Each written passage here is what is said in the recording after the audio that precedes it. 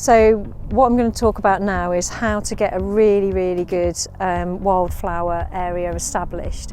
So I'm really pleased with how this is looking.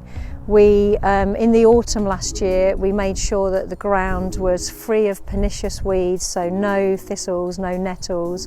We then finely tilled the soil, and what we did is we actually, for this area, although it looks relatively large, we actually hand sowed it. So the important thing with wildflowers is that you actually hand sow them, you broadcast them. You can do that with machinery as well, so you can calibrate your machinery to do that.